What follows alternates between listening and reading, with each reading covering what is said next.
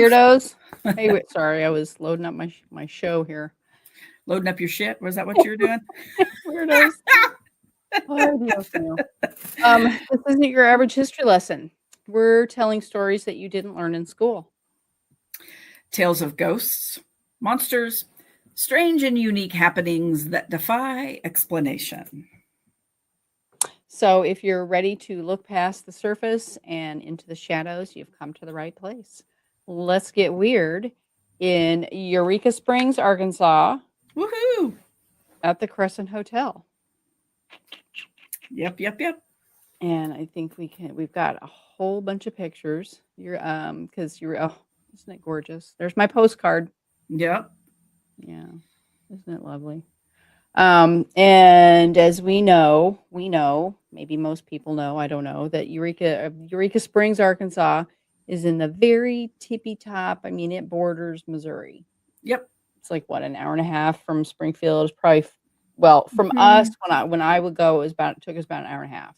Yeah, something like that, depending on how you go, which direction you go. And then I would always have to go down back roads, and love it.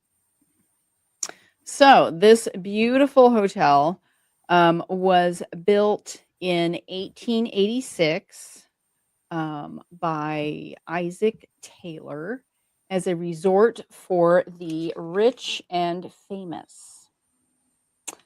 And let's see here. It swiftly established itself as a premier destination for the elite and well-to-do. The lavish accommodations, breathtaking views, and top-notch amenities drew guests seeking a respite from their bustling lives. And then I think the next couple of pictures, there's the view. There's another postcard. Oh, yeah. Beautiful fireplace in there. It still looks like that. And then the next one still looks just like that. Yeah, they've worked hard to maintain the originality of it. Absolutely. The front desk. I remember walking up here.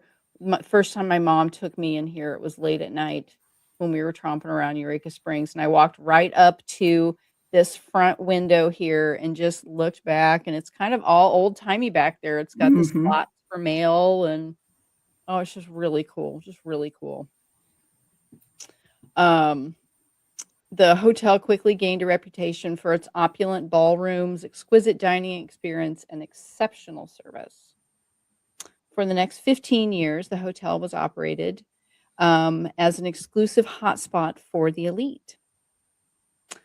And then, as we know, what happened, 15 years from 1886 is the early 1900s happened, and the stock market and all of that happened. In 1902, the hotel was leased to the Frisco Railroad for 5 years due to slow business in the winter. Because as you know, you don't really go to Eureka Springs in the wintertime because it's way too hilly. It's just, I think my mom told me that it was called the Little Switzerland of the Ozarks. Mm-hmm. Because it's just so, as you saw on that postcard, that's not an exaggeration. No, everything's on the side of the hill. Like it is built into the side of the hill. The front is like on the street level, but you look around the back and that shit is on stilts. Yeah, drops off to nothing. It's wild. It is amazing. The road to get up to the Crescent is all snaky and there's no speeding down there. You don't go in the winter. Nope. So due to the slow business, the Crescent College opened and provided education to young females until 1934. The college flourished, offering comprehensive curriculum, fostering vibrant academic community. Proper young ladies. Except for that one girl in her room that story that she was like sneaking a worker in.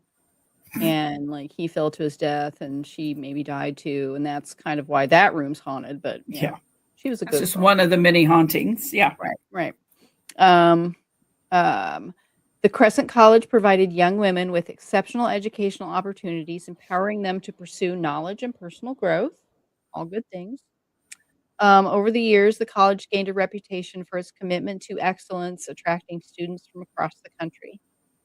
Although the Crescent College for Women eventually closed its doors in 1934, its legacy remains embedded in the hotel's rich tapestry, commemorating an era of female education and empowerment. And then it's still like when you come through the main doors past the fireplace in one of the little glass trans glass glass Mm-hmm. transom windows. I Yes. don't have a picture of it, but I should have. It still says Crescent College for Conservatory, like in script. It's really kind of cool looking. Right.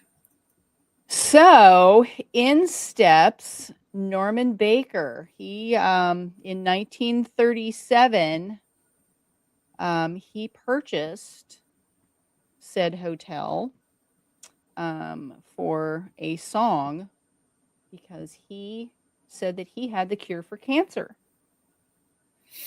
Okay. And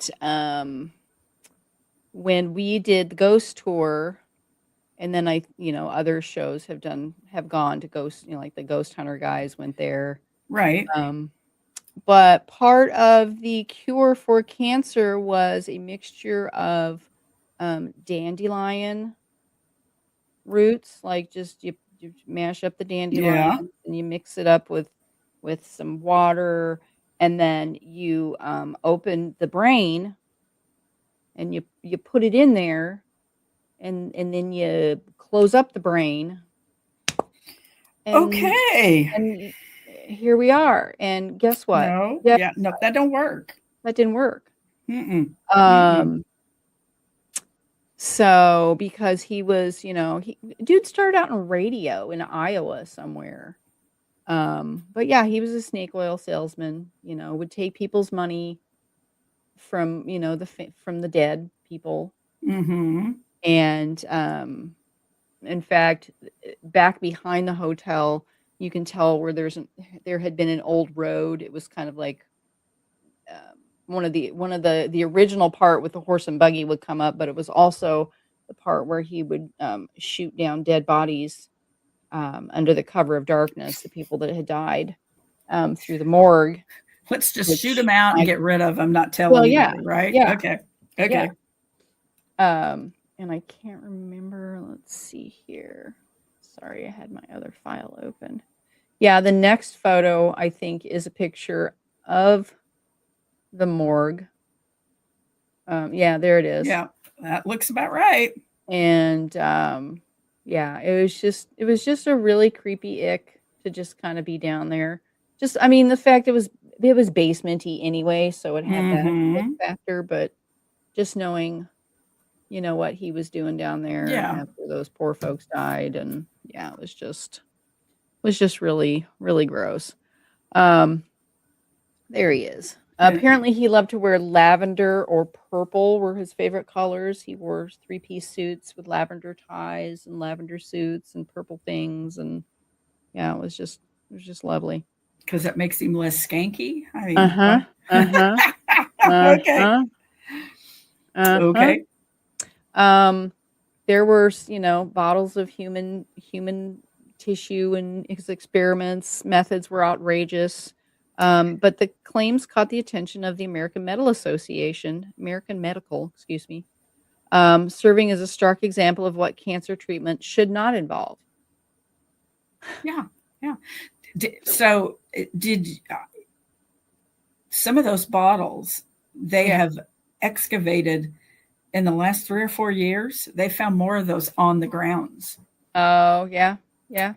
Intact with all the stuff inside. All the bits and pieces of whatever he had in there. Delicious. Yeah. So this picture, okay, real quick. So the picture on the left, that is that yellow cat there, his name is Morris. Well, of course. So this cat I saw in the flesh when my mom and I went there, I'm sorry, I'm yelling. I'm very excited. Um, but he's buried on the grounds. He's buried out back. But So was he like an original he was known as occupant? he was in the little story below here. He was known as the official manager of the Crescent Hotel after the new owners took ownership of it. And he was, he was their cat, and Right. he ran the place, right? Yeah. But I remember seeing him. That's funny. So he died. He's buried on the grounds. But in the chair, the red chair to the next one, it's hard to see, but underneath it, there is a replacement. There's a new cat. His name is Frisco. And as an homage to back in the days when it was the Frisco Railroad. And he's kind of a tabby, kind of a black and stripy tabby, and he's just really cute. And then all of these photos I took my own self. Okay. Also this one. This is like downtown Eureka. And then there's another pretty postcard picture. Okay. So what's the big deal with Eureka Springs anyway? These are all of the healing springs. Yep. Or so-called healing springs. Or so-called healing springs. Well, some of them are warm, so they had therapeutic. Yep. Okay, we don't want to look at her yet. Because that was just another notable celebrity that lived in Eureka Springs. But all of these little grottos are just kind of all over the place, and you go down underneath there, and there's little natural springs, and they're just constantly dripping all the time. And there are minerals in the springs, and like minerals, you said, some of them are warm springs down there. You also, sit there and bathe and just sit and Epsom. Yeah, it's just Anyway, so anyway, Norman Baker ended up meeting his own end here. Let me see here. He was arrested. He spent out the rest of his days in prison for it all caught up with him. Everything caught up with him. And I forgot how he died, but he died in prison, and it was very sad. Well, it's like, and wouldn't it be apropos if he died of cancer in prison? Right, wouldn't it? Yeah. So then in 1967, there was a fire due to faulty wiring that ravaged the penthouse level, which is where the current owners live. They kind of live in that middle apartment. The destructive incident prompted necessary renovations and repairs, but still, damn, that elevator was scary as hell. Scary as hell. And even the stairs, I loved when, because anytime we went to Eureka Springs, it always had to include a trip up to the Crescent Hotel, park, go in, you just kind of look around. You go up to the 4th floor where there's the bathrooms, and then you can go out on the balcony and put your little quarter in and look and see the crest of the Ozarks over the whatever. But that was just kind of like what we always did at the Crescent Hotel before staying there if we weren't, let's go to the bathroom. Let's just go to the bathroom. Yeah. Well, right. And then the stairs, so old, they kind of leaned in the middle. That was scary. Okay, I digress. Okay, so in 1972, Crescent Heights Development, led by a group of investors, acquired the hotel. Their collective goal was to revive it, and they did. 1980 kind of reorganized the place, and then it's just become just the kind of iconic place to go in Eureka Springs. It's kind of spendy too, honestly. It is. It's not cheap anymore. That's why my girl and I had to split our room. Yeah. Well, we went in when we went up on Sunday and did the brunch that they have in the ballroom. Yep. We did that, and then went back later that night and did the ghost tour that they do. Yeah. And it's very interesting, because you end up in the morgue at the end of it. You're standing down there, and it can be a little creepy. Yeah, it can be creepy. Um, but it's just still, I don't know. I don't know. There's something about it that just draws me there every time, and I just love it. Um, there is a story of one of the rooms, and I forget which number it is. I think it's on the fourth floor. Um, it was supposed to be one of the students' rooms, and there's a story about how she let in a worker that was doing repair on the outside and let him in, and they had, as they said on the, I think on the tour, they said had tea and cookies. These were good girls. And tea and cookies. They had tea and cookies several times, but there was one of the times when I think it was he fell, and forgive me, I'm remembering this now. I didn't even remember it when I was doing my research, but he fell and then she fell after, like out the window. Because everybody was in a hurry because somebody was coming in and we tripped over and boop, I died. But that's one of the rooms that Grant from Ghost Hunters stayed in, and he had some activity. Had some activity in that room? Yeah, the door's supposed to open. Somebody's supposed to sit on the bed.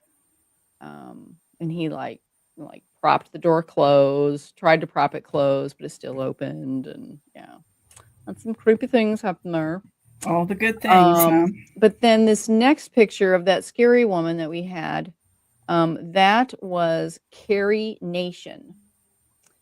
And she had a house in Eureka Springs, and she's holding this hatchet here because she was very praise Jesus, yeehaw, and very anti-alcohol, and she would go around smashing up bars with her hatchet. And that she was known as Hatchet Granny. But she was from Kentucky. She died in Kansas, but she had a home here, or a home in Eureka Springs. It was called Hatchet Hall. Hatchet Hall, huh? Well, it does seem to draw a unique, eclectic. Well, right. It's very artsy now. It's kind of hippie-ish. Yeah, exactly. But then you've got the bikers that roll through. And you got the bikers that roll through there. You have the Christ of the Ozarks that does the Passion Play. Yep. You hit all the flavors at the buffet. Exactly. And then I think our last picture here, this is beautiful. As we said, we draw everybody. This is Thorn Crown Chapel. And this is a church made entirely out of glass. I've never been inside it. I've seen pictures from inside it from weddings. It's beautiful inside. I've driven up to it, but unfortunately it was closed when we Stuart and Reagan have been to it. They went to Eureka Springs one weekend. This is beautiful. Yeah, it's beautiful. Stunning.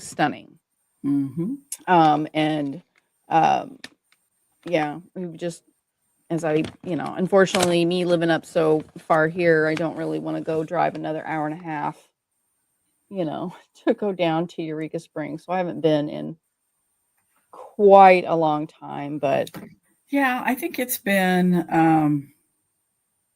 I'm trying to think, at least 5 years since we've been down to Eureka Springs. We used to go once a year for a while, and I can't justify taking the extra days right now because it takes away from expeditions. Right. But yeah, it was always, we go downtown and go into Nelson's Leather and got to hit the leather store and buy some sort of fantastic leather pouch and all the things. But that's really about all I have for today's weirdness. All right. Thanks so much for joining us on to this, into the weird heart of actually Arkansas today. Yes. Well, if you were enthralled by this episode, take a moment to like and subscribe. It helps us keep our boots on the ground and the boogers at bay. And if you've got a weird story and want us to research it and talk about it, you can find the link to our email in the show's description. Until next time, stay weird. Bye, weirdos. Bye.